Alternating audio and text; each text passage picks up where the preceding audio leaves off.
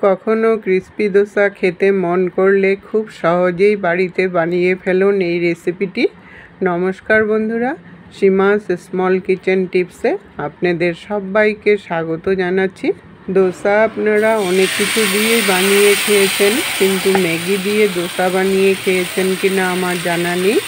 আজ আমি ম্যাগি দিয়ে দোসা বানিয়ে দেখাবো, তাও আবার ক্রিস্পি দোসা। রেসিপিটি হয়তো আপনাদের খুবই কাজে আসবে।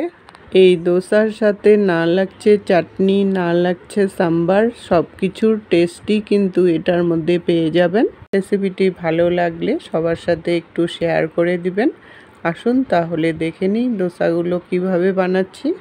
আমি এখানে ছোট্ট সাইজের এক বাটি চাল 3-4 ঘন্টা মতো ভিজিয়ে রেখে তারপর জল দিয়ে একটু পেস্ট করে রেখেছিলাম। এই ভিডিওটা আমার স্কিপ হয়ে গেছে, আপনাদের দেখাতে পারিনি, তার জন্য খুবই দুঃখিত। চালটার পেস্টটা কিন্তু একদম মিহি হতে হবে। পেস্টটা মিহি হলে ধোসাটাও কিন্তু ক্রিস্পি হবে। এখন এটার মধ্যে আমি কি মেশাবো আপনারা ভিডিওটা স্কিপ না করে দেখতে থাকুন। 1 প্যাকেট ম্যাগি নিয়েছি, ম্যাগি দিয়ে আমি দোসাটাকে বানাবো। আর ম্যাগির আইটেম কিছু হলে বাচ্চারা দেখবেন খুবই এক্সাইটেড হয়ে যায়, বাচ্চাদের খুবই ফেভারিট ম্যাগি। ম্যাগির প্যাকেটটা কেটে মশলাটা সরিয়ে দিলাম, মশলাটা আমার লাগবে না।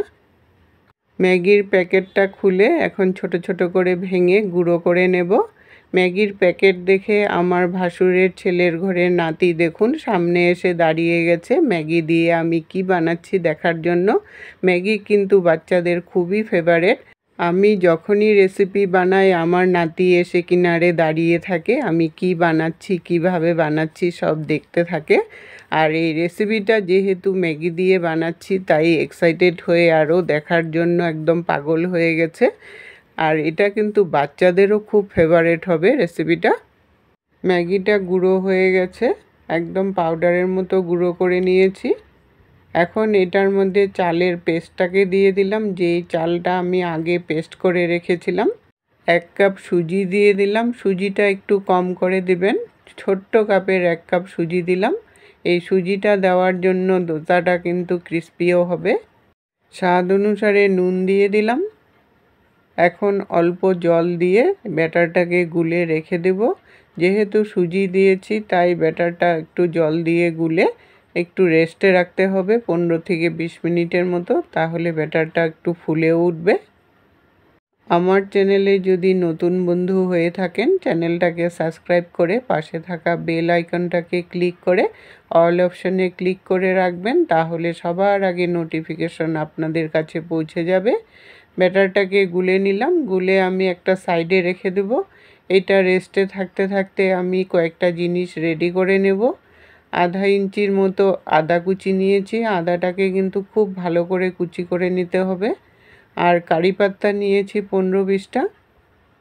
আর একটা টমেটো নিয়েছি, টমেটোটাকে কেটে মিডিলের যে পাল্পটা থাকে পাল্পটাকে ফেলে দিতে হবে। এই পাল্পটা দিলে জল জল হয়ে যাবে আর তখন ক্রিস্পিও হবে না দোসাটা। পাল্পটাকে কেটে নিয়ে তারপর ফেলে দিয়ে এখন ছোট ছোট কুচি করে নেব। এই টমেটোর কুচিটাও কিন্তু খুব কুচি করতে হবে মিহি করে, তাহলে রেসিপিটা ভালো হবে আর ক্রিস্পিও হবে। টমেটো কুচিটা যদি একটু বড় বড় হয় তাহলে মিশবেও না ভালো করে আর তখন ক্রিস্পিও হবে না। টমেটোটাকে পুরো এইভাবে করে কুচি করে নিলাম। এখন কারি পাত্তাগুলোকেও আমি কুচি করে নেব। ছোট ছোট করে কেটে দিলে কারি পাত্তাগুলো সুন্দর একটা ভেসে ভেসে উঠবে আর দেখতেও তখন ভালো লাগবে। সবগুলো কারি পাত্তা এভাবে করে কুচি করে নিলাম। আর কারি পাত্তা দিলে ফ্লেভারটাও কিন্তু খুব সুন্দর হবে। সবজিগুলো রেডি করতে করতে এদিকে আমার ব্যাটারটাও সেট হয়ে গেছে, সুজিটা ফুলে অনেকটাই শুকিয়ে গেছে। এখন এটার মধ্যে আরও কিছুটা পরিমাণে জল দিয়ে ব্যাটারটাকে একটু পাতলা করে গুলে নিতে হবে। এই ব্যাটারটা কিন্তু দোসার ব্যাটারের তুলনায় অনেকটাই পাতলা করতে হবে, যার জন্যই রেসিপিটা ক্রিস্পি হবে। ব্যাটারটাকে গুলে নিয়ে তারপর এটার মধ্যে সব সবজিগুলোকে মিশিয়ে দেব। সব সবজিগুলো দিয়ে তারপর কিছুটা সময় ব্যাটারটাকে একটু ফেটিয়ে নিতে হবে ভালো করে, সুজিটা যাতে ভালোভাবে মেশানো হয়ে যায় ওইভাবে করে একটু সময় নিয়ে ফেটিয়ে নিলে রেসিপিটা কিন্তু খুব ভালো হবে। ফেটিয়ে নিয়ে তারপর লাস্টে আমি ধনেপাতা কুচি দিয়ে দিলাম। এই ধনেপাতাটা লাস্টে দিবেন, তাহলে ধনেপাতাটা একটু ভেসে ভেসেও উঠবে আর দেখতেও ভালো লাগবে।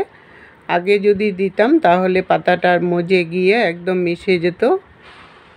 ধনেপাতাটাকে একটু মিশিয়ে নিয়ে ব্যাটারের ঘনত্বটা এরকম হতে লাগবে। এখন আমি একটা ফ্রাই প্যান বসিয়েছি। ফ্রাই প্যানে 1 চামচের মতো তেল দিয়ে দিলাম। তেলটাকে ভালো করে চারদিকে ছড়িয়ে একটু গরম করে নিতে লাগবে। ফ্রাই প্যানটা যাতে ভালো করে গরম হয় ওইভাবে করে গরম করে নিতে লাগবে। গরম করে নিয়ে তারপর 2 হাতা করে ব্যাটার চারদিকে ছড়িয়ে দিতে হবে। ব্যাটারটা যেহেতু খুবই পাতলা হয়েছে এই জন্য চারদিকে ছড়িয়ে দেবেন। আর এই রেসিপিটা বানাতে হলে ফ্রাই প্যানেই বানাবেন, তাওয়াতে বানাতে গেলে চারদিকটা ছড়িয়ে যাবে, তখন গোলও হবে না আর দেখতেও ভালো লাগবে না। মিডিয়াম আঁচে রেখে 3-4 মিনিট হওয়ার পর তারপর যখন উপরটা শক্ত হয়ে আসলো, চারদিক থেকে আরও 1 চামচের মতো তেল দিয়ে দিলাম। এই তেলটা দেওয়ার জন্যই ক্রিস্পি হবে সুন্দর করে। তেলটা দেওয়ার পর যখন চারদিকটা একটু লাল লাল হয়ে আসে তখনই উল্টিয়ে দিতে হবে। উল্টিয়ে নিয়ে তারপর আরও 2-3 মিনিটের মতো ভাজতে হবে। ভাজতে ভাজতে যখন দেখবেন লাল লাল হয়ে আসছে তখনই বুঝবেন যে রেসিপিটা ক্রিস্পি হয়েছে। দোসাটা একদম ব্রাউন কালার হয়ে গেছে আর সুন্দর ক্রিস্পিও হয়ে গেছে। এখন আমি নামিয়ে নিলাম। এইভাবে করে বাকি দোসাগুলো ভেজে নামিয়ে নিতে লাগবে। আবার ফ্রাই প্যানে অল্প তেল দিয়ে তারপর ব্যাটারটাকে অল্প অল্প করে চারদিকে ছড়িয়ে দিবেন যাতে গোল করে হয়, ওইভাবে করে দিতে হবে।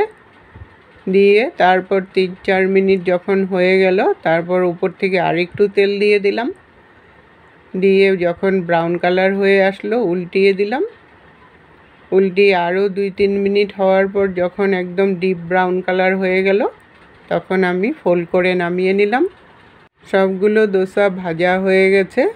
এই দোসার সাথে কিন্তু আপনারা ইচ্ছা করলে সস দিয়েও খেতে পারেন। চায়ের সাথে কিন্তু দুর্দান্ত লাগে খেতে। আপনারা রেসিপিটা একবার হলেও ট্রাই করে দেখুন। দোসাগুলো দেখুন কতটা ক্রিস্পি হয়েছে, একদম পাঁপড়ের মতো হয়েছে। এটা কিন্তু শুধু শুধুই খেতে খুব ভাল লাগে। আমার রেসিপিটা ভালো লাগলে সবার সাথে একটু শেয়ার করে দিবেন।